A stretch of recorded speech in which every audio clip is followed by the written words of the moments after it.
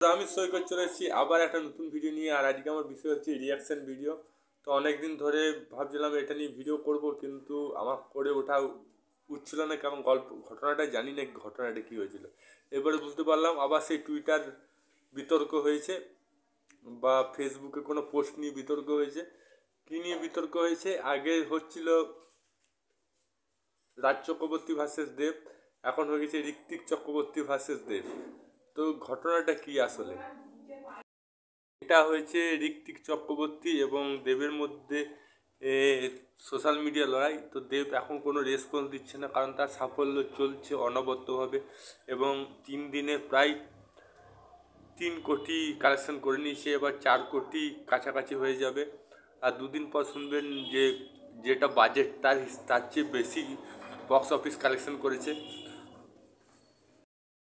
অনেক ফিল্ম চলছে, বাংলা সিনেমা চলছে, তো খুবই চাপের মুখে আছে অন্য ফিল্মগুলো। এবং সন্তান ফিল্মটা খুব একটা যে খারাপ করছে তা না, খুব একটা যে ভালো করছে তা না, মোটামুটি কোনো রকম চলছে, কারণ গল্পটা ভালো বলে অনেক রেটিংও পেয়েছে। কিন্তু সেই সময় অনেকে হতাশার মধ্যে রয়েছে, যেমন হতাশার মধ্যে রয়েছে ঋত্বিক। এবং এটা হয়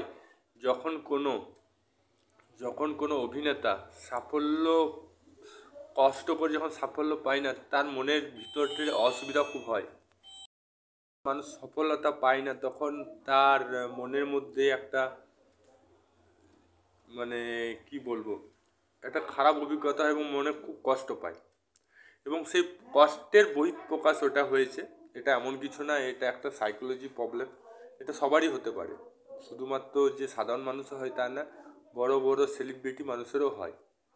একটা ডিপ্রেশনে চলে যায়, মনে একটা হতাশার মধ্যে চলে যায়, যে হতাশা থেকে বাঁচার পথ পায় না এবং সে কিছু একটা ভুলভাল বয়ান দিয়ে ফেলে বা ভুলভাল টুইট করে ফেলে বা ভুলভাল পোস্ট করে ফেলে।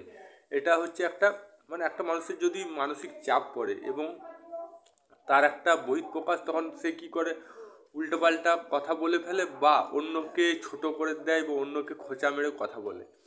এটা সাধারণ ব্যাপার, এটা হয়েই থাকে। তো এটাকে আমি খুব একটা বেশি গুরুত্ব দিচ্ছি না। তো আপনাদের কি মতামত এটা নিয়ে? এটার প্রতিফলন আপনাদের মতামত কি সেটা কমেন্ট বক্সে লিখে জানান। আমার তো মতামত দিয়ে দিলাম, এটা কোনো ব্যাপারই না, এটা হতেই পারে খেলা। আর আমার একটা জিনিস ভালো লেগেছে, যেমন জিৎ আজ পর্যন্ত কাউকে পোক করেনি।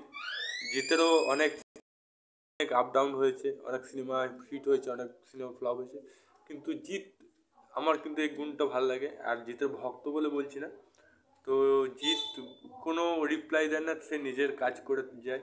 সিনেমাতে হিট ফ্লপ হয়েই থাকে, সে নিজের কাজ করে যায় এবং নিজের কাজে সীমাবদ্ধ থাকে। তারও অনেক আপ ডাউন হয়। তো আপ ডাউন হলে হতাশা হলে চলবে না, কাউকে রাগ বা খোঁচা করলে হবে না। সাফল্য এক জায়গায় যেমন সাফল্য আছে, একজনের বিফল্য আছে। অনেক সময় দেখা গেছে ভালো গল্প লিখেও সাফল্য পাওয়া যায় না, আবার অনেক জায়গায় দেখা গেছে খারাপ গল্প থাকা সত্ত্বেও সেটা সাফল্য করেছে। আবার দেখা গিয়েছে কোনো একটা ভালো গল্প তার চেয়ে বেশি সাফল্য পেয়েছে, যতটা সাফল্য পাওয়ার কথা তার চেয়ে অধিক সাফল্য পেয়েছে। আবার অনেক সময় দেখা গিয়েছে যতটা বিফল হওয়ার কথা তার চেয়ে বেশি বিফল হয়েছে, বা যেটা বিফল হওয়ার কথা তার চেয়ে একটু একটু পরিমাণে সাফল্য হয়েছে। তো এই সাফল্য বিফল এগুলো একটা সংখ্যা মাত্র, এটা একটা সিচুয়েশন মাত্র। কিন্তু যদি কোয়ালিটি থাকে সে পুরস্কৃত হবে। যদি কোনো ফিল্মে যদি কোয়ালিটি থাকে, হ্যাঁ, কন্টেন্ট যদি ভালো থাকে, সেটা নিশ্চয়ই গ্রহণযোগ্য। সে কমার্শিয়াল ফিল্ম হোক, আর্ট ফিল্ম হোক, ফ্যামিলি ড্রামা ফিল্ম হোক, হরার ফিল্ম হোক, কোনো ম্যাটার করে না। আজকের মতন এইটুকুই, আশা করি আপনারা বুঝতে পেরেছেন আমি কী বলতে চাইছি। তো আজকের ভিডিও এইটুকুই। জয় হিন্দ, জয় ভারত, ভালো থাকো, সুস্থ থাকো, আবার দেখা হবে নতুন কোনো ভিডিও নিয়ে।